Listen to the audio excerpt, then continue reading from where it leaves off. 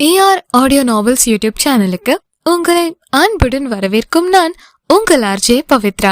அத்தியாயம் 72. காலையில் சீக்கிரம் எழுந்து சரண்யா ரெடி ஆகி கொண்டிருந்தாள். சரண்யாவை பார்த்த காவ்யா, என்னக்கா ஏதாவது கல்யாணத்துக்கு போறீங்களா? இன்னைக்கு சாரி கட்டிருக்கீங்க, அதுவும் சாரியில செம்மையா இருக்கீங்கக்கா என்றால் புன்னகைத்து கொண்டே.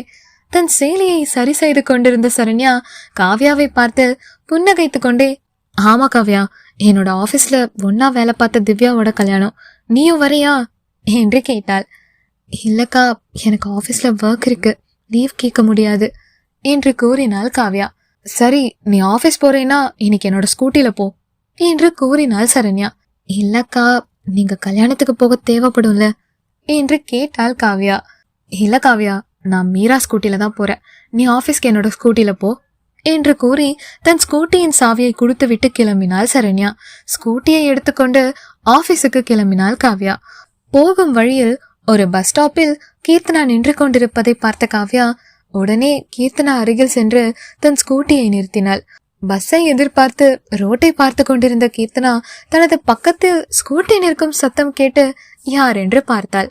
கீர்த்தனா பார்க்கவும் ஹாய் என்று கூறினாள் காவ்யா. பதிலுக்கு ஹாய் என்றாள் கீர்த்தனா. என்ன இங்க நிக்கிறீங்க என்று கேட்டாள் காவ்யா. ஆபீஸ்க்கு போகதான் பஸ்ஸுக்கு வெயிட் பண்ணிக்கிட்டு இருக்கேன் என்று கூறினாள் கீர்த்தனா. சரி வாங்க, நாம 2 பேரும் ஒன்னா போகலாம் என்று கீர்த்தனாவை அழைத்தாள் காவ்யா. இல்ல வேணாம், நான் பஸ்லயே போய்க்கிறேன் என்றாள் கீர்த்தனா.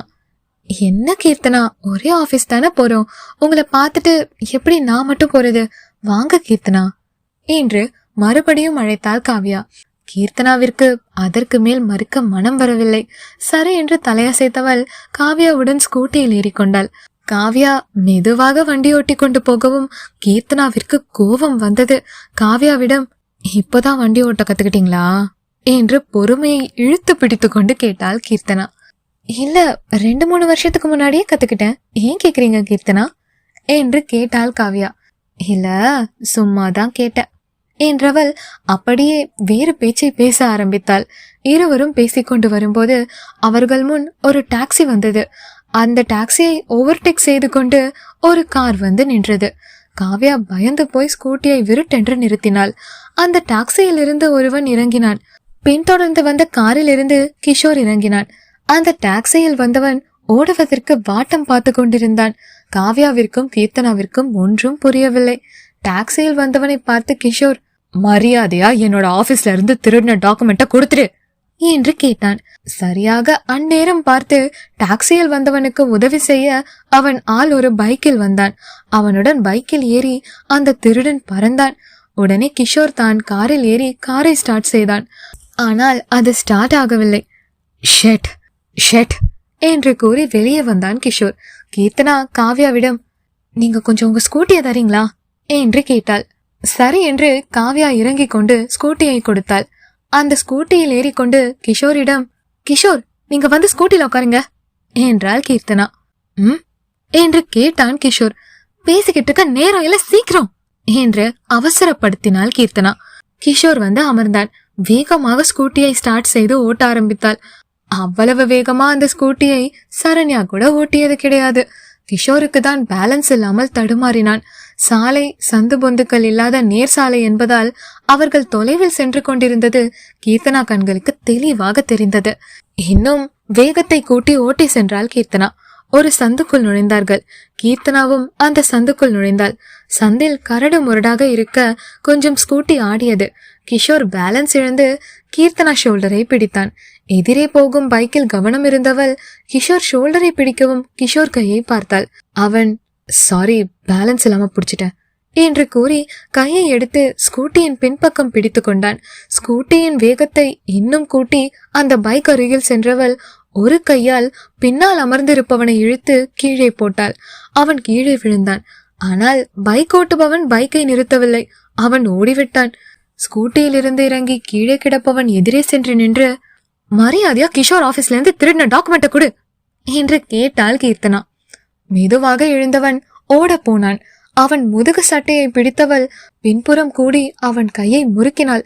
அவன் கையை முறுக்கிக் கொண்டே, மரியாதையா இப்பவே கொடுத்துட்டேன்னா உனக்கு நல்லது இல்லன்னா சேதாரத்துக்கு நான் பொறுப்பில்ல என்றாள் கீர்த்தனா. வலி தாங்க முடியாமல் அவன் கொடுக்கிறேன் என்று ஒப்புக்கொண்டு தன் ஜோப்பில் ஒரு பென்டிரைவை எடுத்து கீர்த்தனாவிடம் கொடுத்தான். அதை கையில் வாங்கி கொண்டு கிஷோரிடம், இதுதானா என்று கேட்டாள் கீர்த்தனா. அதை வாங்கி பார்த்தவன், இத செக் பண்ணிட்டு தான் சொல்ல முடியும் என்று கூறினான். சரி, அப்படின்னா போலீஸ்க்கு போன் பண்ணி வர சொல்லுங்க கிஷோர் என்றாள் கீர்த்தனா. அவன் போலீஸுக்கு போன் பண்ணி வர சொன்னான்.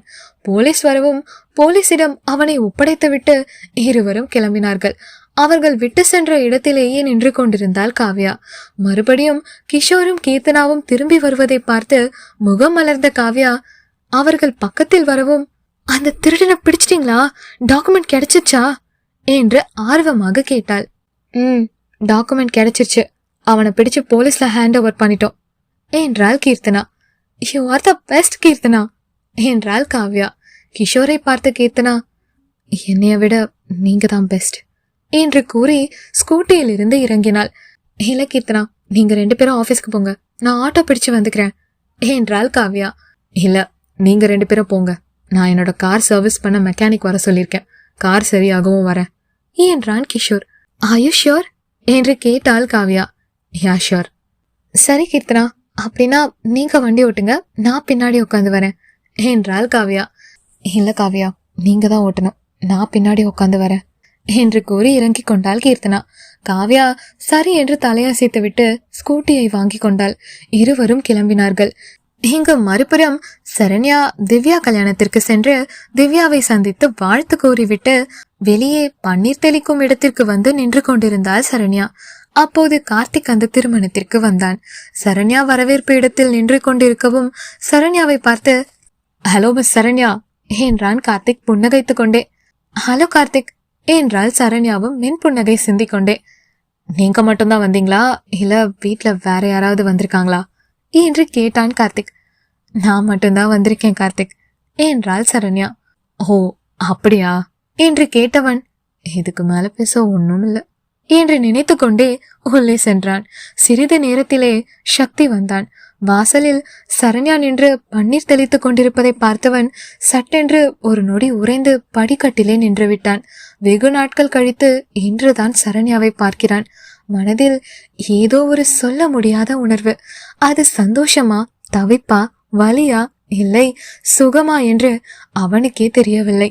சரண்யாவை பார்த்து கொண்டே மெதுவாக படியேறி உள்ளே சென்றான் சக்தி. தன் அருகில் இருக்கும் பெண்ணிடம் பேசிக்கொண்டே சரண்யா சக்தி மீது பன்னீர் தெளித்து வரவேற்றாள்.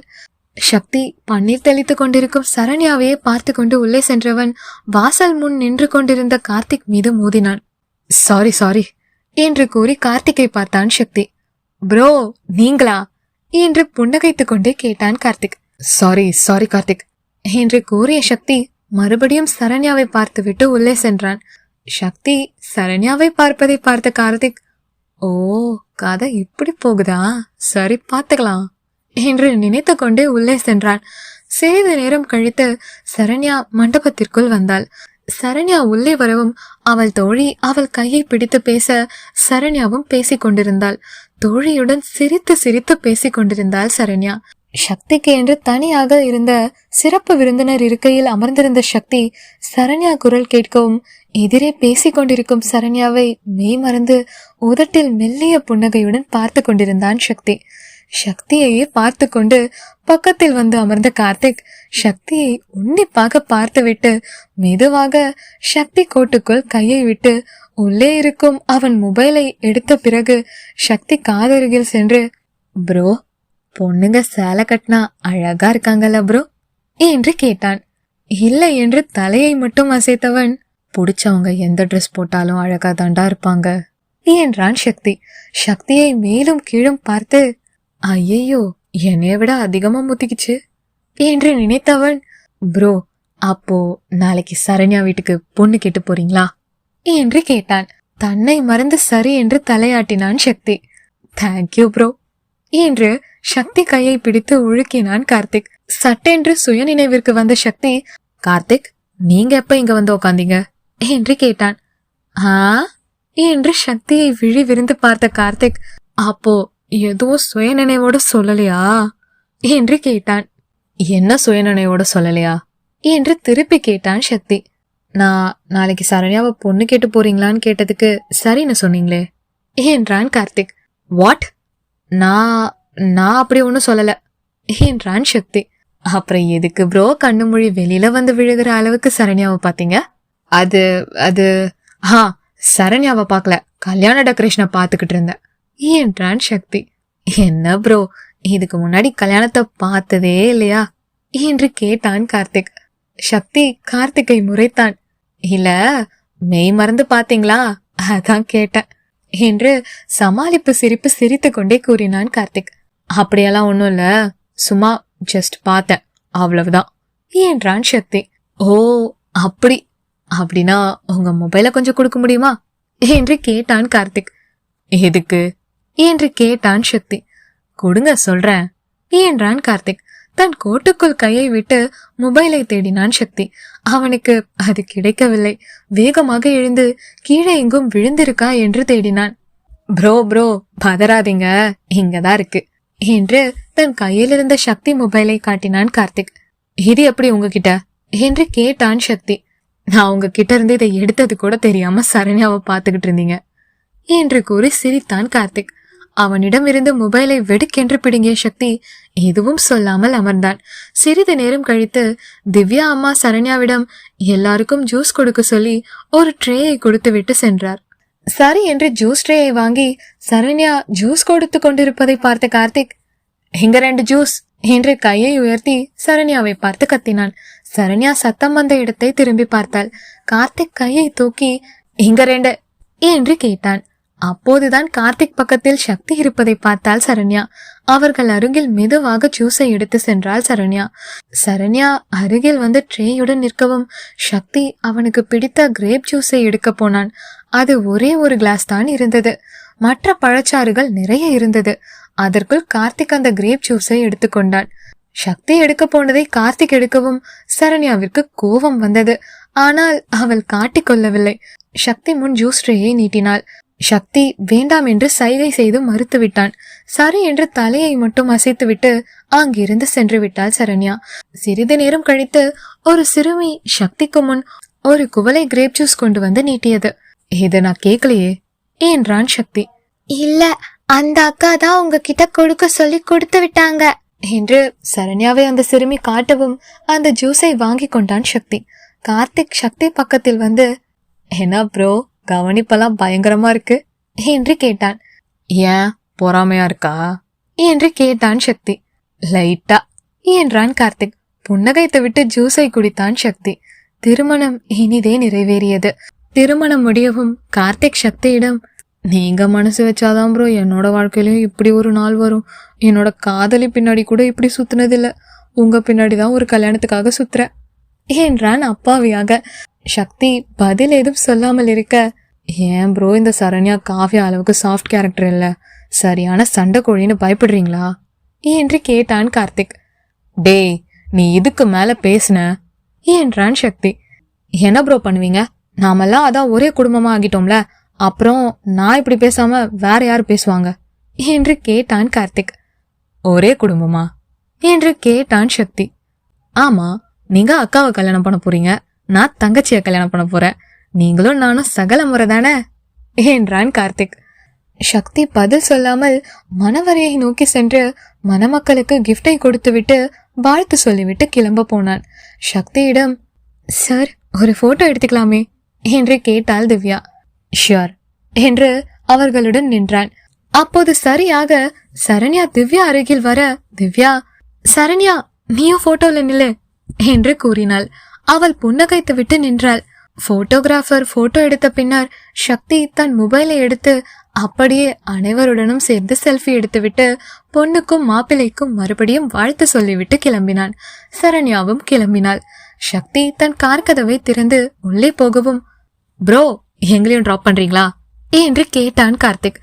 திரும்பி கார்த்திகை பார்த்த சக்தி, எங்களையும்னா நீங்க மட்டும் தானே, வேற யாரு என்று கேட்டான். சொல்றேன் ப்ரோ என்றவன் டிரைவர் சீட்டில் பக்கத்து சீட்டு கதவை திறந்து வைத்துவிட்டு காத்து கொண்டிருந்தான். சரண்யா அந்த வழியாக வரவும் சரண்யாவை பார்த்து புன்னகைத்தான். சரண்யாவும் கார்த்திகை பார்த்து புன்னகைத்து கொண்டே கார் பக்கத்தில் வந்தவள், ஏன் இப்படி கார் கதவை திறந்து வச்சு நின்னுகிட்டு இருக்கீங்க என்று கேட்டாள். இதோ இதுக்குத்தான் என்று சரியாக சரண்யாவை பிடித்து காருக்குள் தள்ளிவிட்டான் கார்த்திக். அதில் சட்டென்று சரண்யா சக்தி மேல் போய் இடித்து விழுந்தாள். சக்தி அதிர்ந்து பார்த்தான். சரண்யா தன் தோளில் விழுந்து கிடந்தவள் சட்டென்று தன்னை சுதாரித்துக் கொண்டு எழுந்தாள். ஆனால் அவள் கழுத்தில் போட்டிருந்த செயின் சக்தி கோட் பட்டனில் மாட்டியிருந்தது. அவளால் நகல முடியவில்லை. கார்த்திக் சரண்யா அமர்ந்திருந்த டோரை அடைத்துவிட்டு பின்னிருக்கையில் சென்று அமர்ந்தான். சக்தியும் தன் கோட்டில் மாட்டியிருக்கும் சரண்யாவின் செயினை எடுக்க முயற்சித்தான். சரண்யாவும் எடுக்க முயற்சித்தாள். இருவருக்கும் முடியவில்லை. ஒருவரை ஒருவர் பார்த்து ஒன்றும் சொல்லவில்லை. கார்த்திக்கிற்கு தான் சிரிப்பு வந்தது. நேரம் அதிகமாக இது வேலைக்காகாது என்று நினைத்த கார்த்திக் பின்னிருக்கையிலிருந்து முன்னால் நகர்ந்து சென்று செயினை எடுத்து விட்டான். சரண்யா நகர்ந்து தன் இருக்கையில் அமர்ந்தாள். அது ஒண்ணுமில்ல ப்ரோ, உங்க 2 பேருக்கும் பெரிய மனசில்ல. அவன் சரண்யா முன் இப்படி பேசவும் சக்திக்கு கோபம் வந்தது. சரண்யா காரில் இருந்து இறங்க போனாள். சரண்யா, இங்க பக்கத்துல தானே, நான் டிராப் பண்றேன் என்றான் சக்தி. அவள் பதில் ஏதும் சொல்லாமல் தலையை மட்டும் அசைத்துவிட்டு அமர்ந்து கொண்டாள். எதிரே இருக்கும் கண்ணாடி வழியே கார்த்திகை பார்த்த சக்தி, உன்னைய அப்புறமா கவனிச்சுக்கிறேன் என்றான் மிரட்டும் தோணியில். என்று பற்களை காட்டி சிரித்து வைத்தான் கார்த்திக். சக்தி காரை ஸ்டார்ட் செய்து கிளம்பினான். இருவரும் ஏதாவது பேசுவார்கள் என்று சிறிது நேரம் கார்த்திக் அமைதியாக இருந்தான். ஆனால் இருவருமே பேசிக்கொள்ளவே இல்லை. என்று அழுத்து கொண்ட கார்த்திக் தானாகவே பேச்சை ஆரம்பித்தான். இந்த லவ்வர்ஸ்குள்ள சண்டை வந்தா 2 பேருக்கும் இடையில பஞ்சாயத்து பண்ணி வைக்கிறது ரொம்ப கஷ்டமா ப்ரோ என்று கேட்டான். பதில் ஏதும் சொல்லாமல் கார்த்திகை திரும்பி பார்த்து முறைத்தான் சக்தி. ஏன் ப்ரோ கோவப்படுறீங்க? ட்ரூவா லவ் பண்றவங்க எப்படியோ சமாதானம் ஆகிடுவாங்க.